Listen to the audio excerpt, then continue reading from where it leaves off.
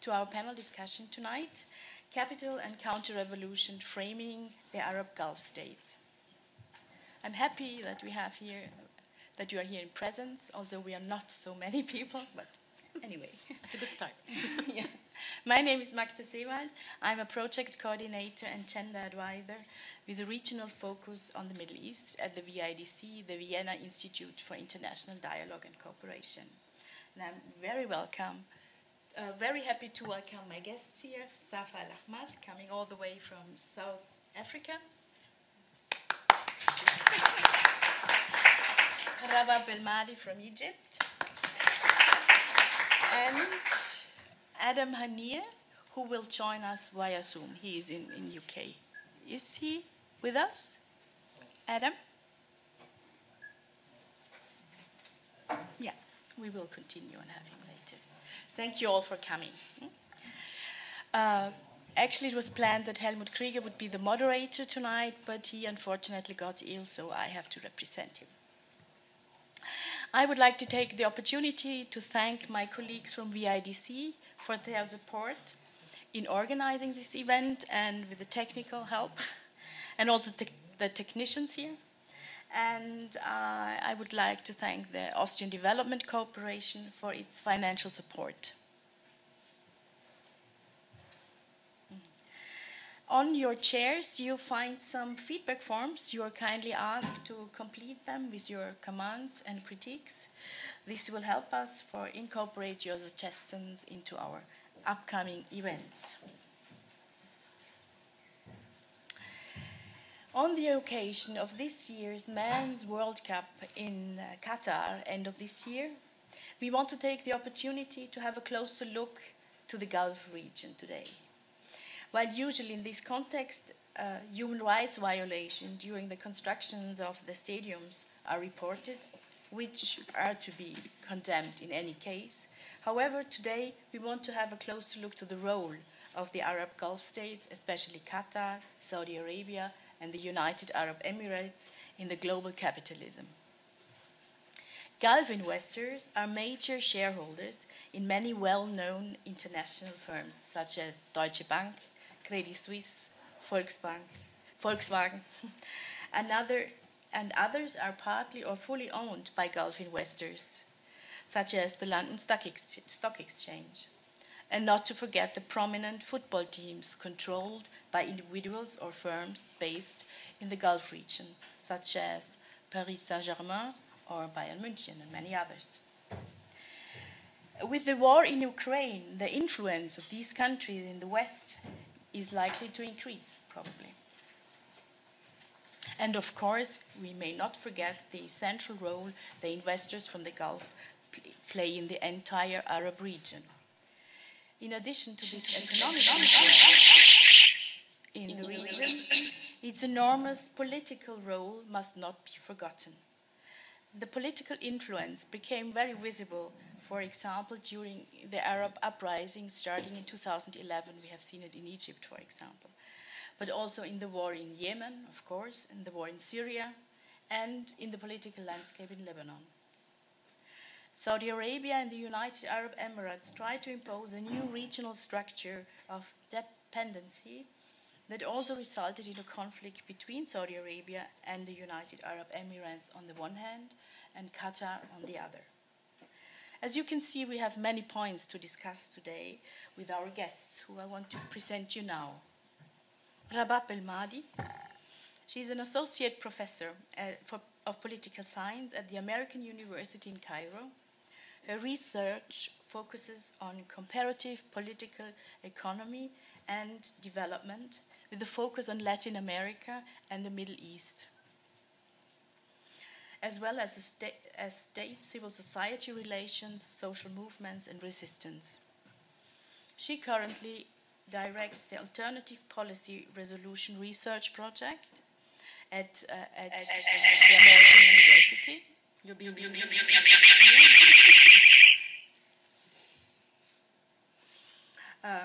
she serves also on the board of a number of civil society and professional organizations, including the Arab Political Science Network. Safa Al Ahmad. She's a freelance journalist and filmmaker. Her film Saudi Secrets Uprising, released by BBC in 2014, documented the uprising in eastern Saudi Arabia and drew international attention to protests that had been previously received little public attention. In 2017, she received 2 Emmy Awards for her film Yemen Under Siege, and her latest film on Yemen in 2019, Targeting Yemen for Frontline, the online magazine, exposed the US continued and escalating involvement in the war on Yemen. Safa has received many awards for her work, including the International Press Freedom Awards in 2015, and currently she works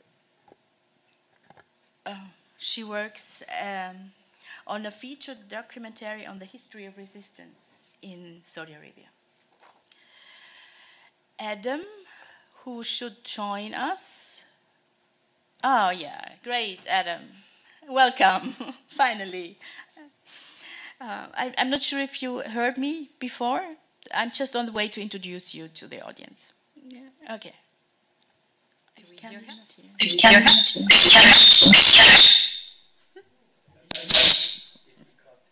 Yeah. So Adam Haniyeh is a professor of political economy and global development at the Institute of Arab and Islamic Studies at University of Exeter, and holds a joint chair on area studies, Middle East, at the same university, the same institute, and the Dialgoue University at Beijing. I'm sure I spoke it wrongly, but it's very difficult. Previously, Adam taught at the Department of Development Studies at SOAS, the University of London, and his most recent published book was Money, Markets and Monarchies, the Gulf Cooperation Council and the Political Economy of the Contemporary Middle East, which was released in 2018. In 2019, he was awarded the British International Studies Association International Political Economic Group Book Prize, long word, and the Political Economic Book Prize for the Arabic Studies Institute. Thank you, Adam, that you're joining us via Zoom. So I thought we start today from Saudi Arabia and the immediate neighborhood, like Yemen, and then going further to the wider Arab region, and finally to the global role of Saudi Arabia and United Arab Emirates and Qatar. So this brings me to you, Safa. I'm going to start with you. Having the title Capital and Counterrevolution, seeing this in the context of Saudi Arabia, the United Arab Emirates, and Yemen, what is your analysis on this? That's a wide question. Thank you. And thank you for guys showing up. This is my first event since the pandemic, so this is a good-sized group for a beginning. I think if we're going to talk about Saudi Arabia and counter-revolution, I would like to talk about something that obviously most people had forgotten, and the power of the Saudi media machine in how it frames and controls the messaging and information that comes out of the region, right? And so, like when Rabab was talking earlier today, everybody had forgotten that there was actually an uprising in 2011 in Saudi Arabia, right? Everybody's so focused on Saudi Arabia being the counter-revolution in Egypt and Libya and Yemen and Bahrain for sure.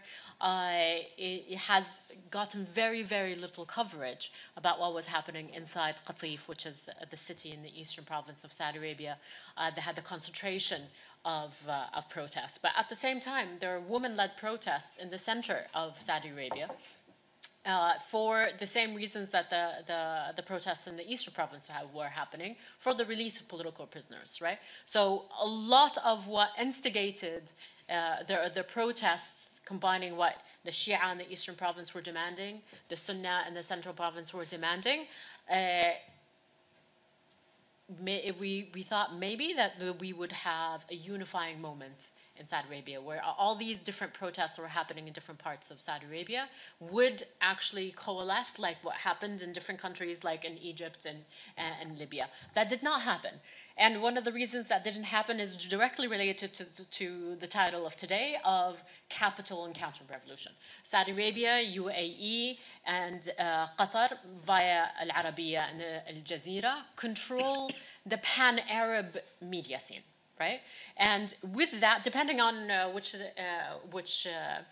group you identify with, you watch Al Arabiya or you watch Al Jazeera. But regardless of who you're watching during 2011 onwards, there was very, very little on what was going on inside Saudi Arabia, and that's twofold. One, because the Saudi government had succeeded to change the narrative about what's going on inside Saudi Arabia in these protests by saying they are, one, terrorists, and two, supporting terrorists, right?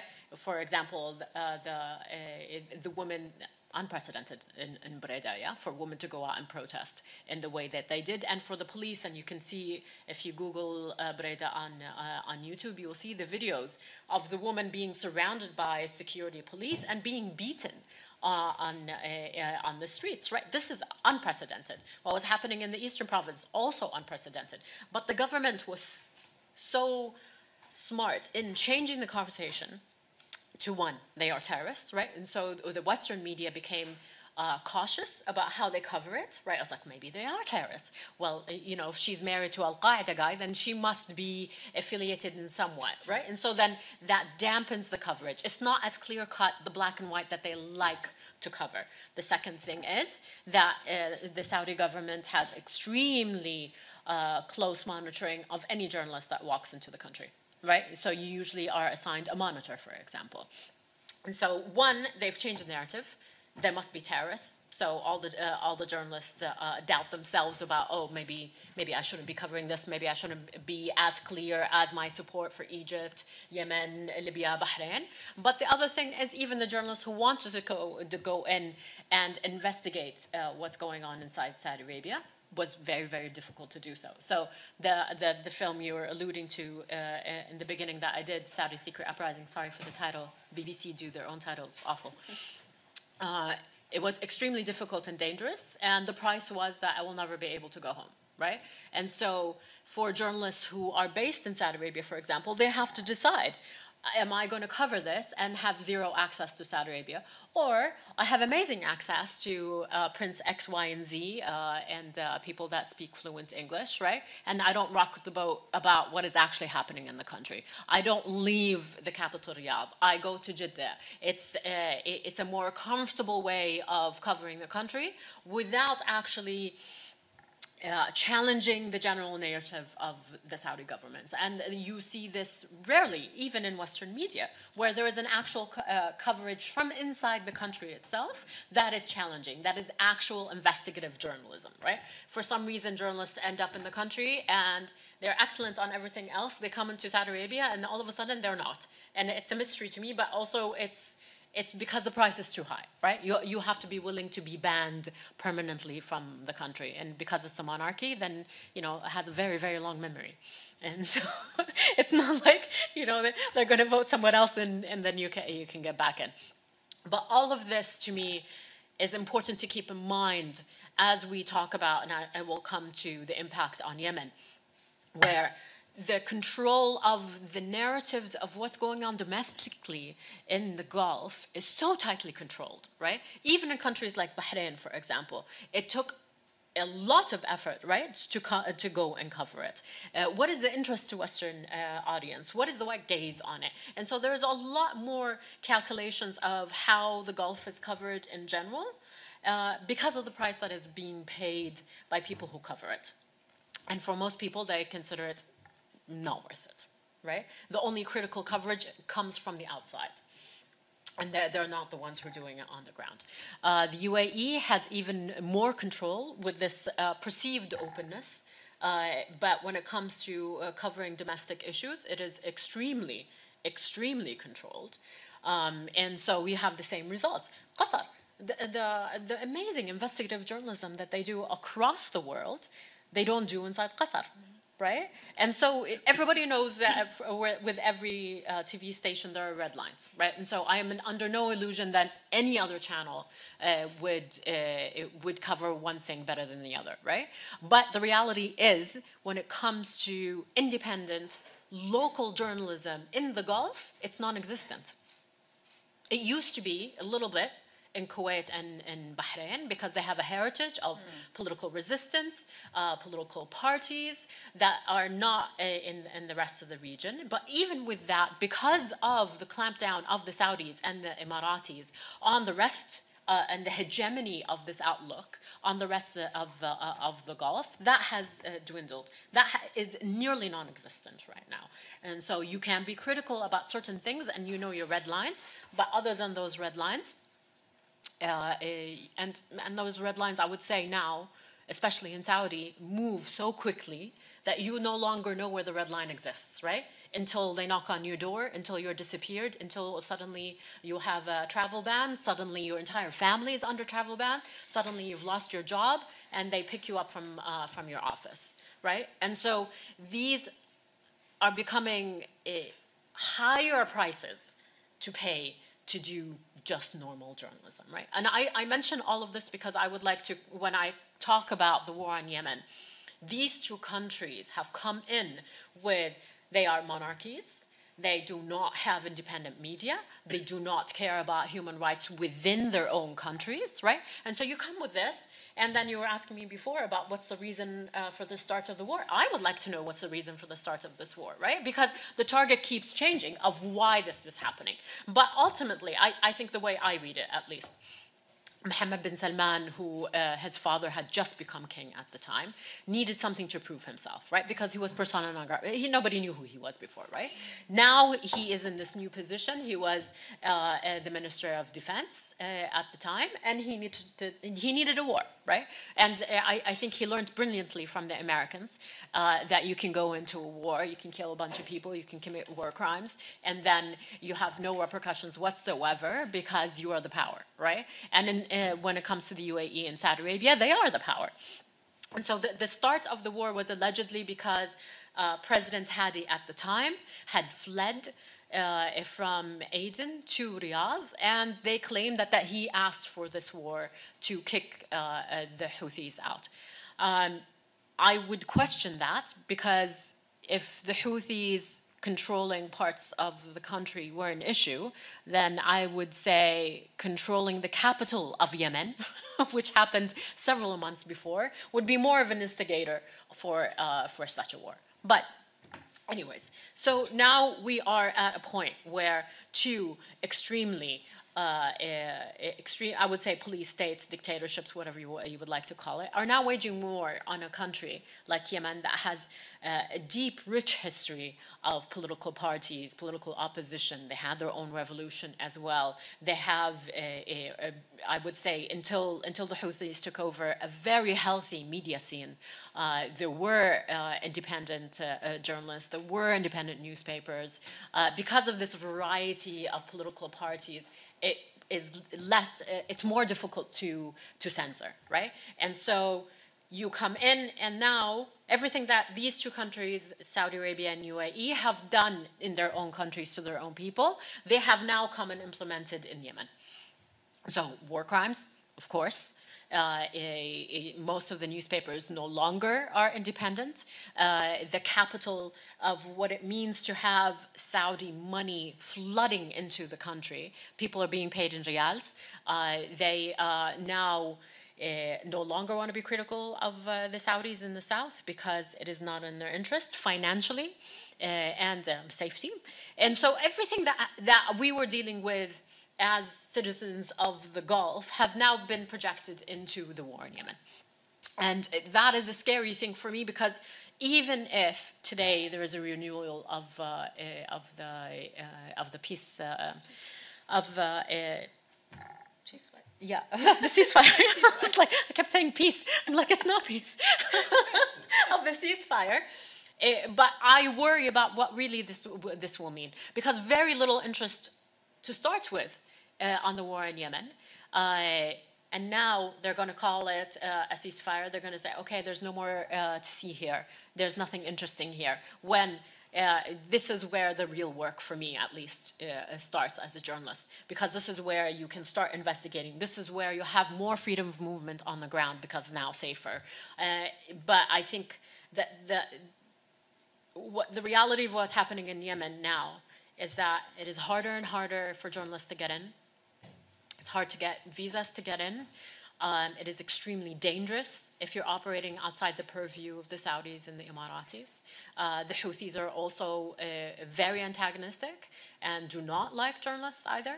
And so you are now trying to navigate not only these two very powerful forces on the ground, but also because I would describe the security situation in the south of Yemen specifically as shrapnel, right? Like, so there's no real government anymore, right? But there's no real political factions either. There are a whole bunch of different militarized factions that don't really answer to anyone anymore, right? And so that makes the situation even more dangerous than it was before. And so as a journalist, you have to navigate all of these different and very dangerous militarized political units. But also, added to that, you have Al-Qaeda in the Arabian Peninsula, and now you have ISIS after the war. And so all of these things together work for the benefit of the Emiratis and the Saudis, because now people have to think, is it worth it to send a journalist into Yemen? Because one, nobody cares where's Yemen, but two, the price is so expensive to actually send someone in. And all of this works in the benefit of the Saudis and the Emiratis of hiding their own war crimes. I have to say alleged war crimes, sorry. And those are direct results of the ability of the Saudis and the Emiratis to control the capital, one of what is beneficial to cover or not, right? But also on the ground of who's going to speak to you, who is benefiting from the from the war, from both factions. All of these things together make it extremely difficult to operate, right? And it is, I don't know, I'm not very optimistic that the situation would improve, because it is seen, and I'm going to give a personal and very simple example that we thought this must change everything, right? When Jamal Khashoggi was murdered in the consulate in Istanbul, I thought for sure this will break something. Something must break from this, right? So if you don't care about millions of Yemenis starving in the country because directly of the war, you must care about this like blatant violation. Like you cannot. I mean, the more details that come out, the more atrocious this crime is. But look what's happening now. America has pulled their punches. The British have pulled their punches. Nobody has held anybody truly responsible for what happened to Jamal. And this to me is the simplest, easiest example of what they could have held the Saudis to, right? And they have not even done that. So to me, the war crimes are even more frightening.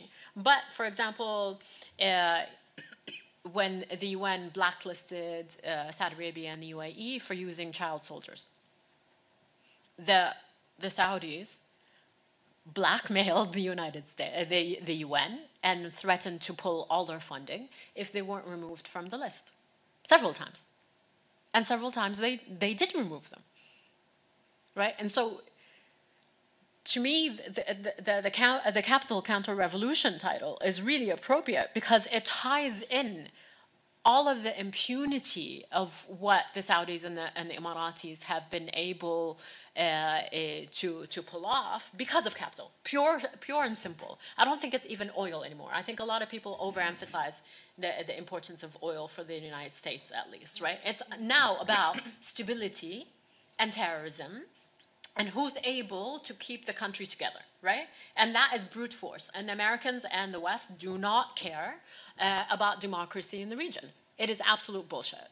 What they care about is stability and access and having a strong man to talk to whenever they need something, right? And so what Rabab was saying earlier when you asked her about Israel, and how fundamental that relationship is now with the UAE, right?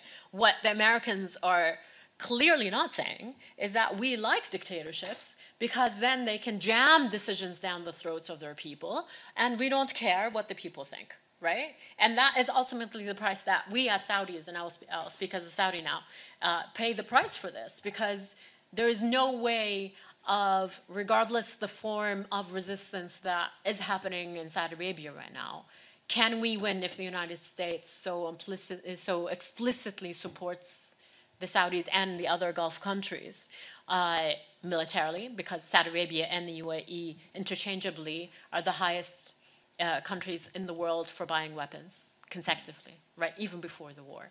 And who's selling most of the weapons to the world is the United States. And so if we look purely at the situation as follow the money, then to me it's clear that the Western governments have chosen a side, and this rhetoric, even especially by the Biden administration, that they're going to prioritize human rights as part of the foreign policy is absolute crap, because it's not convenient. Because if we're going to talk about Ukraine, right, what is the first thing Boris Johnson does? He goes to visit the UAE and Saudi Arabia to ask them to produce more oil, right?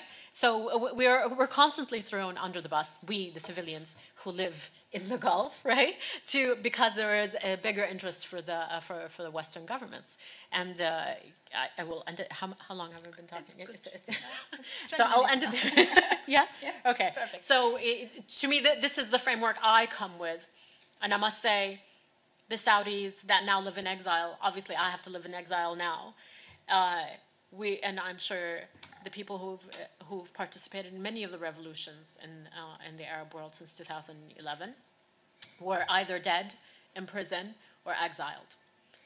And there are lessons to be learned from this that I think, especially in Saudi, where the resistance is so invisible. Like even Rabab was like, oh, it's so tiny. I forgot about it, right? And I don't blame you, because nobody's really seen it, right? But for us who are paying a price on a daily basis, what lessons do we learn from this, and how do we move forward from this? Can we move forward from this? Are really tough questions to ask. Of if you don't want to give up, where do you go from here, right? When you understand that capital will never be in your favor. Thank you. Thank you. Thank you, Safa.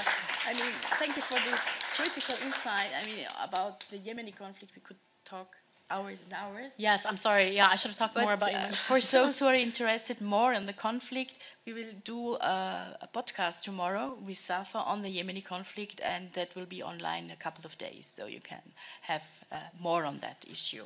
Thank you, Safa. Going now to the wider region, Rabab, I'm coming to you now. What significance has the Gulf states in the wider Arab region, especially in Egypt, where you are coming from, politically and economically? Sure. So I just want to build on what Safa has reminded us with. What we're talking about when we're talking about the Gulf states and the counter-revolution might a bit misleading, and we tend to internalize this, thinking of the Gulf region, and then even in Egypt we refer to Gulfies, so it doesn't become the Gulf states, but it becomes whole societies who are sharing very similar runs. What we're talking about specifically are three countries: Saudi Arabia, Qatar, and the United Arab Emirates. Bahrain had an uprising, in addition, of course, to the Saudi uprising. But Bahrain was there, and it was heavily crushed. There's Oman, there is Kuwait. So what we're talking about specifically here, in terms of spearheading the counter revolution in the region, and I might say actually it's now broader because of changes in how capitalism, global capitalism works, are those three countries. Now, going back to 10 years ago when the uprising started, it seemed to be a bit of a dilemma.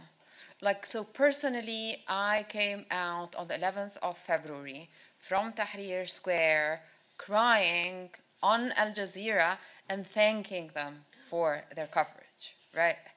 And it's not something that I would take back, because for the most time when we did not have phones working or internet, the only way we knew what was going on, even in other parts of the region, either that we have our parents to talk to someone in Suez or something, or actually turn on Al Jazeera, right? So there was a role that they played. Same thing when I went to Syria in 2012.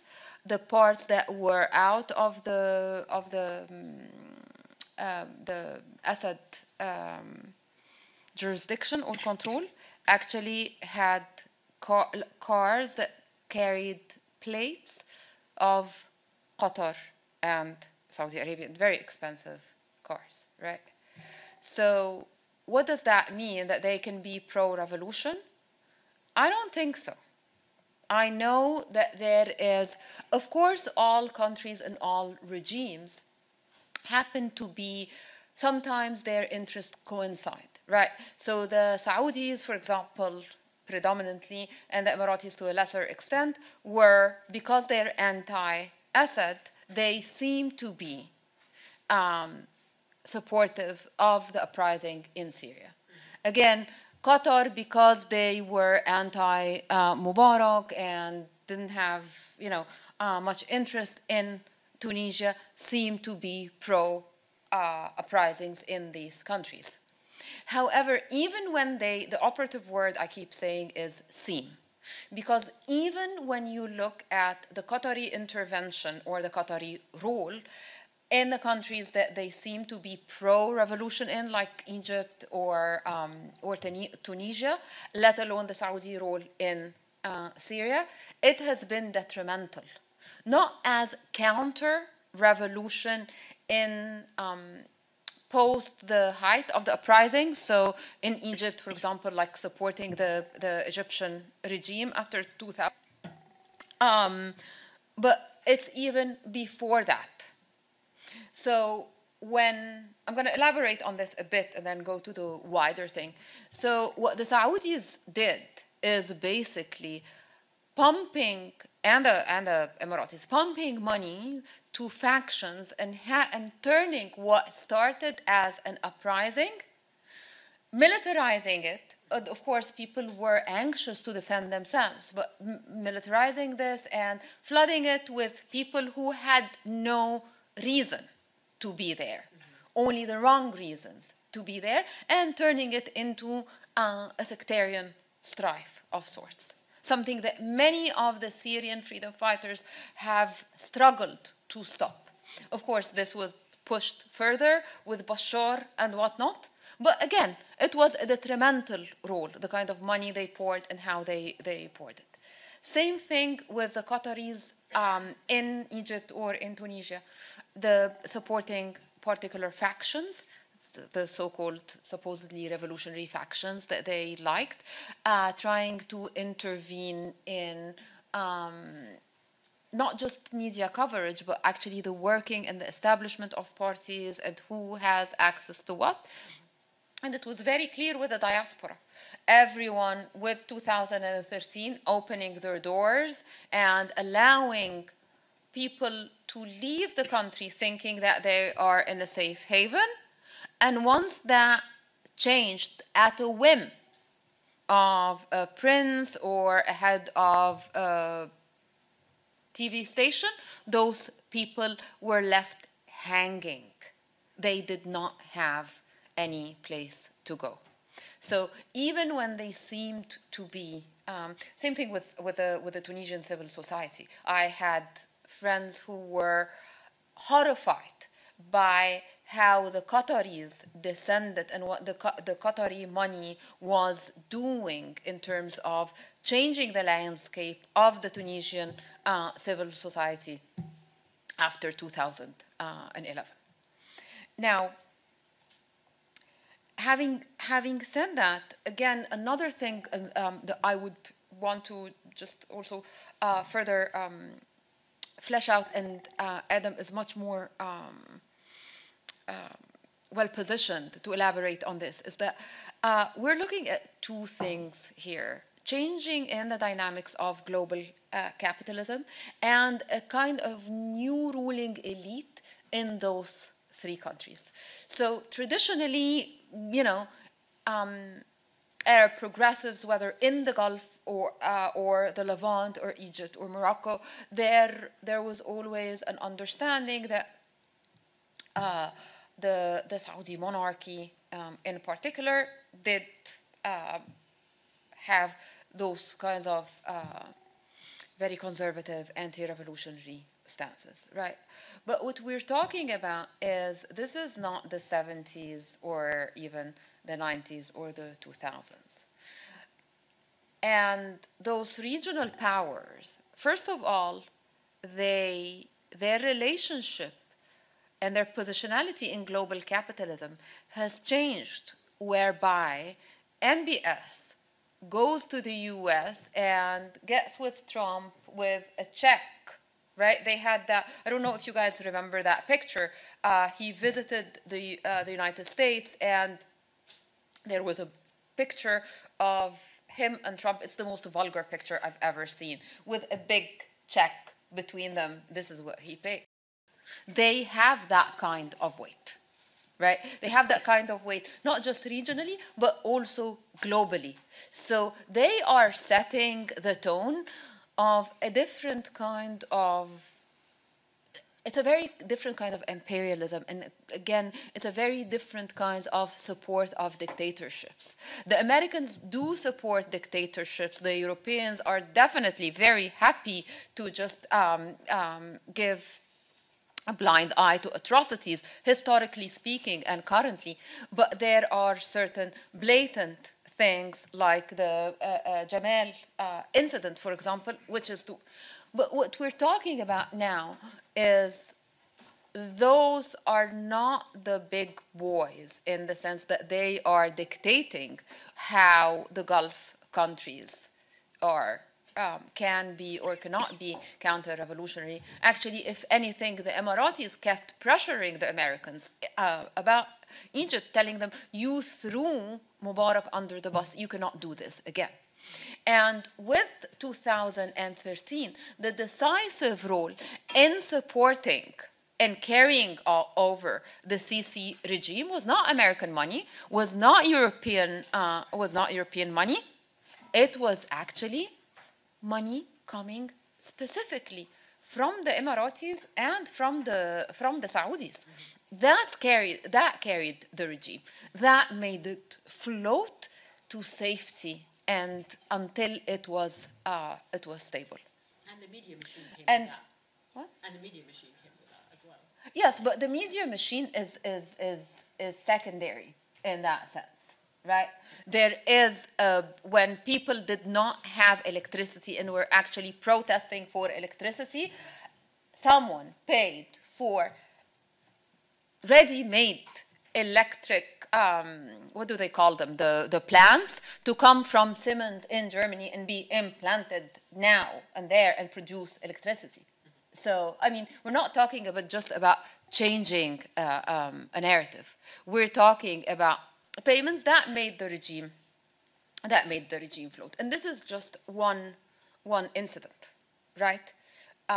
There are so many incidents across the region of similar things. And so what happens is that they are counter-revolution during a process, and they use this. I think there are two things here. There's Gramsci has always talked about, the war of ideas as well. So there's the ideational part, and then there's the foundational economic and financial part. So within the economic part, there is that, supporting those kinds of regime, dictating, not even in balancing out when regimes are threatened for those kinds of abuses, those countries step in a way similar to what we had stopped seeing since the Cold War. So if the Europeans are going to cut you off because you are not, you're considered a military junta, I'm going to step in and pay for everything. It's like, who cares? Now, there's going to the ideational part. I think there are a number of things here. One, those countries, and this takes me to the idea of the new ruling class, you know, the MBS, the Bin Zayed, those are, and the, what's his name? The Tamim. Yes, and Tamim. Those, you know, the young, the toughs, exactly. You know, the young yuppies with a lot of money, brute might. They're not their daddies, right? They're gonna love being called yuppies. And they're what? They're gonna love being called yuppies. They are actually, those are the ones who compete against each other to get, you know, in Sotheby's to get the latest, you know, the most expensive painting in the world. But they are also the ones who are getting the football. It's mind-boggling. It's mind-boggling in the way the symbolism of it and the audacity, despite everything that we knew about the labor conditions, but so many other things. You know, Qatar in summer. I mean, that's going against even, you know, the ecological system. So they're not aspiring players the way they were 20 years ago. They are actually calling the shots. They are models. I was in New York for several months, and everyone I had met had either heard of, traveled to, or wanted to travel to Dubai. Not Cairo, not Damascus, right? To a lesser extent, you know, maybe Marrakesh, but not Rabat. So what we're talking about is the regional players now, those who have the soft power, those who you should aspire to, you know, if you want a good job, it's Dubai. If you want a lifestyle, it's, I don't know. Saudi Arabia is taking all the Egyptian artists who used to be like the kind of, you know, soft power that this country had, and not soft power for the regime, but actually setting an intellectual tone of sorts. So now the problem with this is that the aspiration does not become necessarily revolutionary. The aspiration become Dubai, become, you know, Doha, and the lifestyle that this comes up with. The second thing is how they're selling that to the West, again, as how the counter-revolutionary part becomes overshadowed by the fact that women now can actually drive in Saudi Arabia. But interestingly, the women who actually struggle to get this right go to prison. But MBS decides to hand down this. And everyone comes and asks you, but you know, this is an aspiring leader opening up the country. There's now music, there are now concerts, there's now women driving. You see Princess Musa, and people are just like, oh my God, she's just like, you know, she's very modern and well-dressed and intellectual. And so the counter-revolutionary element and the devastating role that these three countries tend to play, not only inflict on their societies, but play throughout the region, get masked by the fact that they have those cosmetic changes which part of their elite actually uses and enjoys, but at a very, very high expense. Now, I want to... how are we doing on time? Yes, too high. Okay. 6 minutes. Now, I want to... in terms of also the ideational model, I want to tackle, and those are going to be my two last points. The normalization, so Egypt had started the normalization with Israel in the 70s with the Camp David Accords. But it remained like a cold peace kind of thing, where it's a governmental thing, but every year we go, I remember since the 90s, and there were people doing it since the 80s, we would go to the book fair and protest against an Israeli presence in the book fair. And it's a no-no. Everyone tried to just, walk away from any kind of a picture taken with an Israeli, even outside of their own countries. Now, what the Emirati regime is doing is setting a model where normalization is not just normalization between two regimes, but it's actually societal normalization. So we go, we visit, we invest, we buy clubs, we have Israelis working in Emirati journals, and we call them sisters and brothers. It's actually, if you guys are on Twitter and you see the kind of, there was a picture of an Emirati family celebrating a birthday party and having the Israeli flag in the birthday cake. And I was like, why? So they're overboard with everything. Their spending patterns are overboard. Their towers are overboard. There's everything is too much, including their normalization process, right? But they set the bar high. So now everyone is actually pressured. Oh, so why can't you do it? Why can't you be like them? And you can say that the public opinion is not going to take that, right? Because that's also a public opinion. This is the same thing I remember during the first Intifada, the second Intifada in 2000. The most moving clip after Mohammed al-Durra was actually someone from it's a caption from an Emirati protest, and an Emirati person was saying, this is not acceptable. God does not accept this kind of fairness. And it was so powerful. I still remember it to this day. A lot of the money coming in support of Palestinian refugees was actually from the region and had been specifically Emirati. Not anymore, right? So setting the standard that high when it comes to something that bad is problematic for everyone. It's also problematic in terms of long-term patterns. And I'm going to stop there. Because now we're finding generations that are growing up and seeing that this is okay.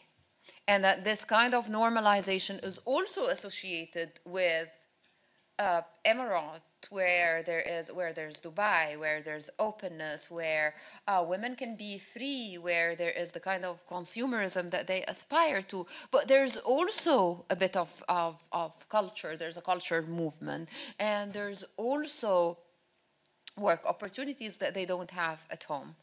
So bundling this together sets a model and a pattern that is not just dangerous now in terms of what the regime support for other regimes or their normalization, but actually in terms of setting a model for societal dynamics that are in and by itself supportive of imperialist powers and colonial settlements with Israel, and everything that is counter-revolutionary, not in terms of supporting elections or revolutions, but counter-revolutionary in the broader sense of the word, in being ultra-conservative, in the filthiest, and I'm sorry because I couldn't find a better word, in the filthiest possible ways.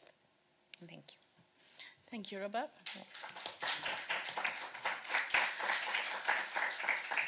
It's, I guess, the third or fourth time we have you here talking about the uprisings in Egypt, and I have the feeling it always becomes more depressive. Yes, I'm not depressive. No, not you. I am depressive. Like whatever. Yeah. I see what you're saying. Yeah. Thank you.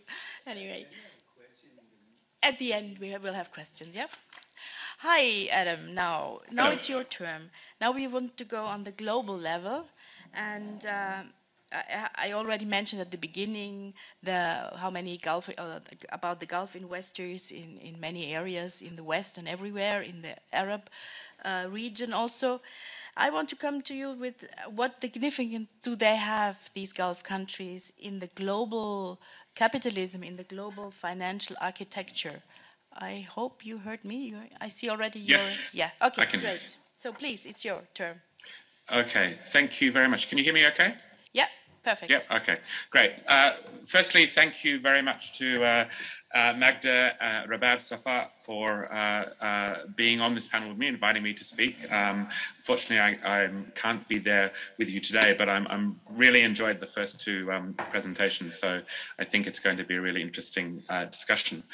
So I'm going to speak a little bit more about the Gulf's role globally, and in particular, the way that Gulf money and Gulf finances flow through global capitalism.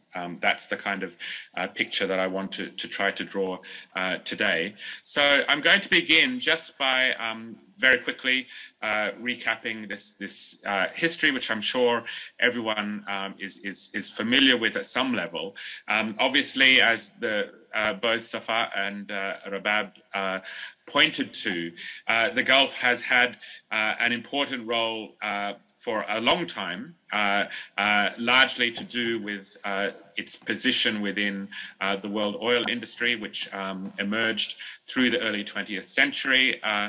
By the post-World War II period, the Middle East had shifted to becoming the main oil-producing region globally outside of the United States. This was particularly important for consumption, oil consumption in Europe in the post-War II period. And as part of this process, this is where we see the kind of initial roots of the very special relationship that initially Britain, but then United States in the post-war period develops with the Gulf states, incorporating the GCC, or it wasn't called the GCC then, but incorporating the leading Gulf states, in particular Saudi Arabia, into the architecture of US empire. And as part of this, incorporating the financial flows that come from the Gulf into the wider architecture of global capitalism, which I'll talk about in more detail as we move on. So 1960s and 1970s, we have a very important period, the establishment of OPEC in 1960, and then with this, the sudden inflow of huge amounts of what are called petrodollars into the Gulf region. Again, particularly Saudi Arabia standing out in this respect, but also the other Gulf states. This is OPEC brings with it the nationalization of these upstream crude oil resources, and we see we see a shift in the global oil industry with the big international majors, international oil majors like BP and Shell and Exxon, moving much more towards North American oil production and outside of the Middle East. So we kind of get this world oil market split between, on one hand, North America, where the majors, the international majors, the international oil companies are based, and then the rest of the world, in particular the Middle East, where we have national oil companies such as Saudi Aramco and others are really playing a predominant role. Now, through this, in particular with this, the price rises that took place in the 1970s, we see, as you can see on this graph, a really large spike in export earnings from the sale of oil in OPEC countries. Again, Saudi Arabia is really at the forefront of this as the major global oil producer. And you can see in this graph, which stretches from the early 1970s up to 2015, basically two big spikes that take place. Firstly, through the 70s, with that 70s oil shock, two oil shocks in the 1970s. And then beginning in the 2000s, another upward movement in the oil price and leading to, again, huge surpluses accumulating in the Gulf states, peaking in about mid-2014, which is when the oil price peaked. It began to drop since then. More recently, of course, though, it's now pushing upwards of $120 a barrel in the last few months, given the war in Ukraine and other developments. Now, where did this money go? I guess that this is the key part of what I want to try to get across today. This recycling, as it's called, of petrodollars flowed into various channels within the global financial system. A very important part of this was US Treasury bonds. And in fact, in the 1970s, a deal was done between the US government and Saudi Arabia, where they basically agreed that the Saudis would deposit a large proportion of their oil earnings into US treasuries. And that continues through to today. And I'll show you some graphs in a second about that. So that was one very important route. This was important because it helped the US maintain its dollar supremacy and really cemented the US dollar as kind of the currency, the global currency, the world money, if you like. Secondly, these financial surpluses from the Gulf circulated into commercial banks, again, mostly US, but also European and also UK banks, very important. And this helped develop many of the financial markets that we see today. Euro-dollar market is one example of this, but other parts of the financial system, for example, offshore zones like the Cayman Islands, begin to really take on a centrality at this moment, in large part to do with the way the oil surpluses are flowing through the global economy in the 1970s. The other aspect to this, which is really important, is that much of the oil money from the Gulf doesn't flow directly into the United States. It actually goes through the City of London first, and from the City of London then moves elsewhere in the global economy. So this kind of pivotal position of London and the City of London, the banking and financial system of the City of London, really again gets cemented or reinforced with the way that these petrodollar surpluses move through the global economy. So basically, the point I'm making here is that the 1970s, a really crucial period of the formation of the financial world that we know today. US-UK financial hegemony, the important role of the City of London, the US dollar, all of these aspects are very intimately related to what happened to these surpluses from the Gulf, these financial surpluses from the Gulf. The other aspect to this, which is obviously, again, key to understanding the role of institutions like the IMF and the World Bank, is that we have the debt crisis that comes along with these oil price spikes because countries that don't produce or need to buy oil during the 1970s, faced with these huge oil price spikes, they don't have their own resources.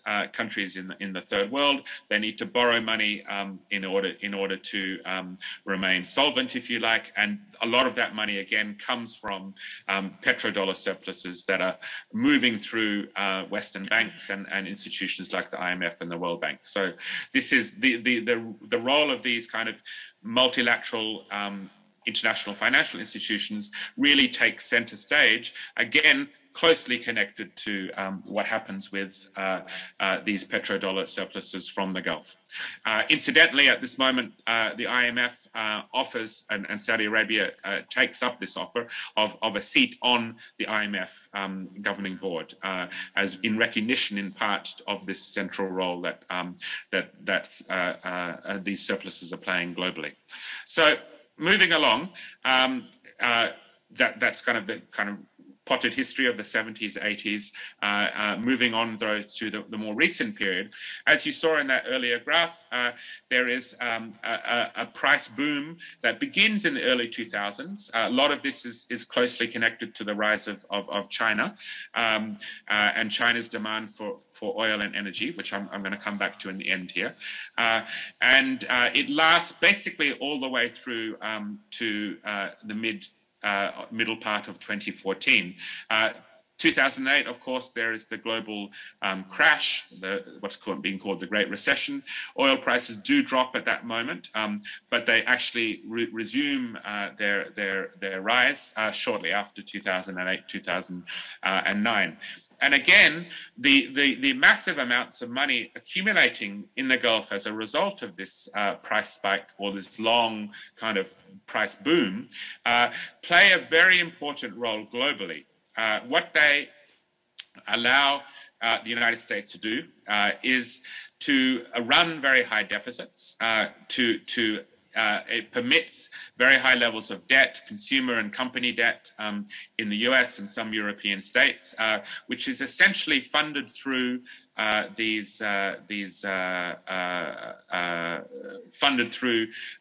circulation of these petrodollars from the Gulf, as well as other surplus countries like China and Japan. So at this moment, China, Japan, and the Gulf states really are key to this very uneven structure of the world economy through the early 2000s.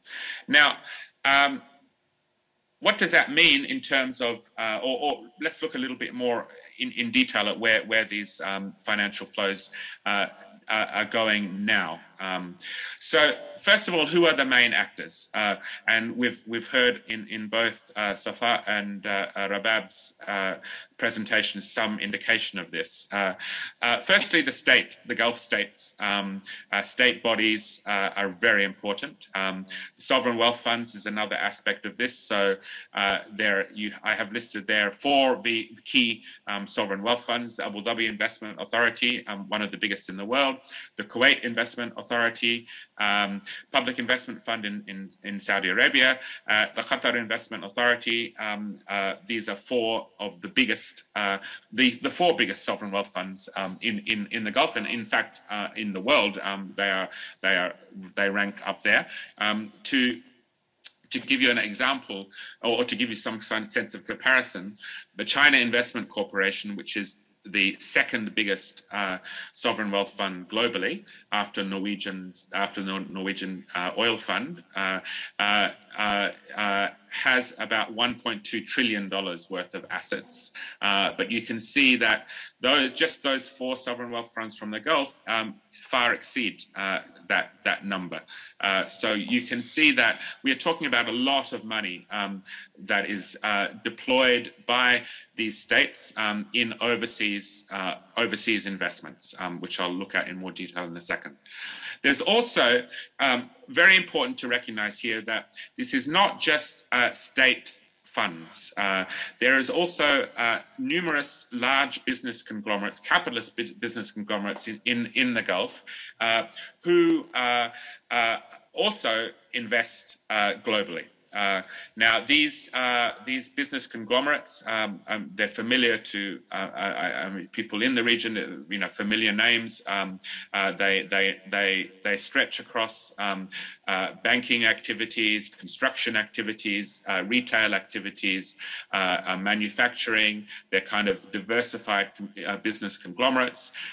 In many cases, they might be the privately owned businesses of members of the ruling family, which is really important to kind of emphasize, because here we see that this kind of line that's often drawn between the state and the ruling class or private capital is false, or is to a large degree false in somewhere like the Gulf, because the members of the ruling family have significant private business interests, which they deploy in these kinds of ways. So this is another important aspect. We can't just think about the sovereign wealth funds alone. We also need to think about the role of these big business conglomerates. Private individuals as well. So the wealth held by a very small number of private individuals. As Safa pointed out, we can't think of the Gulf as these kinds of homogenous societies. There's extreme wealth differentials and inequality in many of the Gulf states, Saudi Arabia in particular.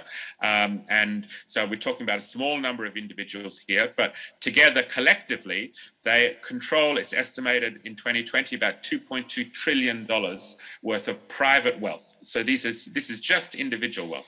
So you can already see, adding up this private wealth, adding up the business conglomerates, adding up the sovereign wealth funds, we're talking about many trillions of dollars available in the Gulf in this way. Now, I want to be just to put a bit of caution with interpreting some of this data. A lot of this wealth is not open. It's quite opaque. It's hidden in offshore zones, offshore islands. It's not necessarily publicly available, this kind of information. So, when I'm saying these figures, it's an indication of what's out there and what's perhaps knowable. But we have to kind of expect this to be a lot higher than what's said here. So. This is just a short graph looking at the growth in private wealth by different GCC countries. Now, the reason I put this here is that it shows that post the 2008-2009 global crash, we saw actually a rapid acceleration in private wealth coming out of that global crash. So even though it was a major downturn globally, for the Gulf states, it was actually for many people living in the Gulf states, it was actually a time of booming wealth. Now, where does this wealth, these kinds of wealth from sovereign wealth funds, business conglomerates, individuals, where does it go today? Now, it still, much of this flows back into this kind of traditional sectors, US treasuries, treasury bonds, the US stock market, US equities, and also the City of London is very important. So these kinds of areas where in the 1970s we saw Gulf investments flow continue to be really key today. And I'm going to show you some information about this in a second. However, more recently, particularly following the 2008 crisis, we see a much more diverse range of companies and investments where Gulf capital plays a significant role. So I've listed just a few here. These are just a few companies that in the midst of the 2008 crisis, the Gulf was to take significant ownership stakes in some of these very well known about today. There's football teams as well. There's real estate and land in London and other parts of Europe. So these kinds of foreign direct investment flows are another aspect of where this money goes. There's also significantly through the 2000s a large, this speaks to some of what Rabab was also talking to, a large amount of regional investments that were made in the Middle East and North Africa by the Gulf states. So these are companies, companies such as banks, land, construction firms, retail firms that were the Gulf bought heavily into during the 2000s with these accumulated surpluses. And this is really important because when we think about neoliberalism and the kind of neoliberal reforms that took place through the 2000s, Egypt obviously is the center of this process. But these neoliberal reforms didn't just accentuate inequality within individual Arab states. They also allowed, because they involved the sell-off of assets, the opening up of economies, they also allowed a much deeper involvement of Gulf capital in neighboring Arab states through the 2000s. So we see here the processes that Rabab and Safa described really taking hold through these regional flows of capital in this period. Now, the other important aspect of how petrodollars get recycled, and Safa spoke to this again, is the military spending on Western arms, Western military hardware. It's quite obscene, the level of spending that comes from the Gulf states. 20% of world arms imports in that period actually went to the GCC. It's a remarkable proportion of these flows.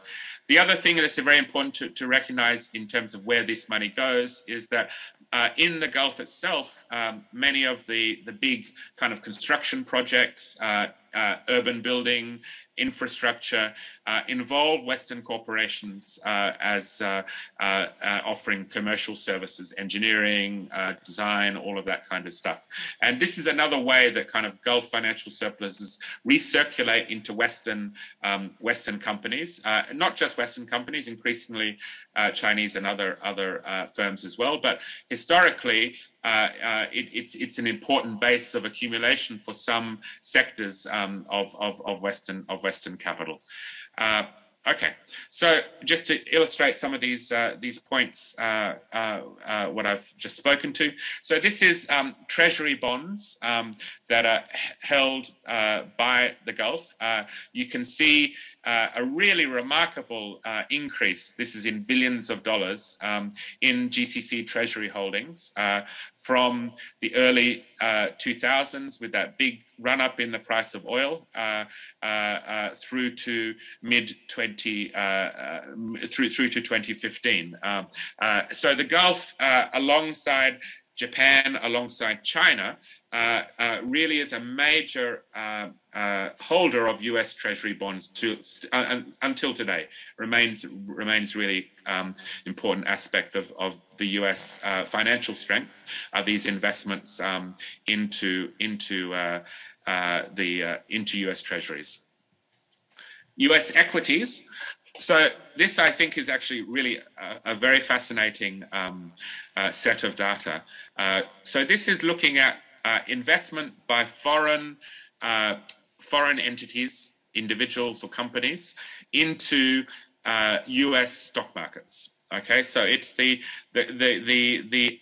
amount of stocks, U.S. stocks, that are owned by foreigners. Okay, so I've got three periods here: 2014, 2017, and 2021. You can see the four countries, or the four foreign entities that I've got listed here: the Gulf, China, including Hong Kong, Canada, and the UK. They are the major holders here of US stocks. You know, particularly Canada because of its proximity, but we're talking about close to 30% of foreign holdings of US stocks from these four entities. Now, you can see the Gulf alone is in 2021, 4.7% of all foreign holdings are held by the Gulf, which is a very significant figure, more than China in 2021. Canada leading the way, and the UK also very high in here. Now, I mentioned that we need to be careful with data issues here, and this is one example. I mentioned earlier that the City of London is a really important role, plays a really important historically connection with the Gulf. So many of these UK investments would actually be coming from the Gulf itself, but they appear to be coming from the UK because it's Gulf investments that are kind of passing through City of London and then being reinvested in the US. So these statistics are somewhat inaccurate because they don't capture this kind of the ultimate or the original source of the funds because of places like the City of London and also places like the Cayman Islands and other offshore zones, which are also big holders of US financial instruments. So this 4.7% figure for the Gulf is certainly a large understatement of the Gulf's actual involvement in U.S. stock markets. So this really does show, you know, how important the Gulf is to US financial strength. It ranks within the top 4 or 5 sources of investment in the stock market, US stock market, foreign investment. Okay. I mentioned the regional aspects of this. This is just a quick snapshot of that in terms of banks in the Middle East. Here I think are 11 Arab states, and you can see here in the 4th column what I've called GCC-related banks. So these are banks that are in these Arab countries that are either owned fully or a subsidiary of Gulf banks or Gulf financial institutions. And you can see a very large proportion of banks in these Arab countries actually ultimately trace back to the Gulf. In Jordan, for example, 12 out of the 18 banks in Jordan are actually Gulf financial institutions, or very closely connected to Gulf financial institutions. The same in Egypt, you can see a similarly very high proportion, and so forth. So we can see this is one aspect of what I was speaking about earlier, of how the Gulf's financial institutions are really centering in the rest of the region. This is a graph illustrating the military side of things. You can see this is the share of arms imports. Saudi Arabia, number 1. This is between 2016 and 2020. Saudi Arabia, number 1. Qatar and the UAE, 8 and 9. You can see these are basically American and European arms sales flowing to these countries. So very important aspect of where money and financial surpluses flow today. So just to start to wrap up, looking at some emerging trends here. There's been in the last few years, 5-6 years or so, a much more an interesting shift in where the Gulf's investments are flowing, an eastwards shift, if you like, towards East Asia and in particular into China. This is coupled with a shift in direction of oil exports from the Gulf, which have also now predominantly flowing eastwards rather than to Europe and to the US, is where they used to go. So we can see increasing linkages and interdependencies forming between the Gulf and the Asian region, in particular in the oil industry, in petrochemicals and in crude oil and in oil refining. The Gulf and China and East Asia are really becoming very close. So this is just, I know I'm running out of time, so I won't speak to this very much, but just to point out that the Gulf actually now invests much more in petroleum sectors in Asia than does North America or Western Europe. It's the major share of investments that are flowing into the Asian region. These countries that you can see listed at the bottom of the slide here, where the Gulf is playing a major role. And in some of the major Asian states, South Korea in particular, Malaysia, Japan, and in China, key aspects of refining, petroleum refining, are now held by the Gulf. So we can see these increasing interdependencies between Asia, East Asia, and the consumption of oil, the flows of financial surpluses from the Gulf to East Asia, and really kind of bringing these regions together. So this is something that's happening. It's a recent trend, but it's really important, I think, to understand and to follow, not least because of obviously the question of climate change and the transition away from oil, given the centrality of the Middle East Asia links to the oil industry today. So I'll stop there, and thanks again for the opportunity. Thank you very much, Adam, for your detailed information. And I think just recently there was published that Saudi Aramco now is the wealthiest company in the world, probably due to the Ukrainian war, I guess. maybe. I want to give the panel now the possibility to comment to each other for a certain time, and then I will open the floor for questions. I would love to start, if you don't mind, Rabab. Adam, do you mind? I meant to mention this when I was speaking about the surplus of the Gulf and the power of the Gulf in investing in other countries directly. And I have 3 clear examples in the past few years of, for example, the ability of Saudi Arabia and the UAE to invest billions of dollars in central banks. Invest maybe is the wrong word, but to put billions of dollars in central banks, for example, in Yemen. Just recently, after the ceasefire, each one had put $1 billion that stabilized the Yemeni rial. In Sudan, during the revolution, they put in a lot of money into the Central Bank of Sudan that I think significantly empowered the military position at the time of the revolution. And then in Lebanon, the opposite of them refusing to stabilize the central bank of Lebanon, although Lebanon's gone to shit, right? And so, because of Hezbollah and them wanting to put pressure on Hezbollah. So I was just wondering, could you speak a little bit more? I understand it from a political perspective, but from a financial perspective, for you, how do you understand these kind of huge investments of Saudi Arabia specifically and the UAE directly into other countries' central banks? Magda, did you want me to speak to that now? Maybe first, Rabab? Okay. Okay, good. Then go on, Adam. Go on. Oh, okay. Yeah, that's a really excellent point, Safa. And it was something that I wanted to mention actually, because this is, I think, quite an innovative tool of the Gulf's projection of its power into the region. This placing of its own central bank foreign reserves into other central banks in the region. And you mentioned some key examples here. Egypt, Tunisia also, they've done this as well there.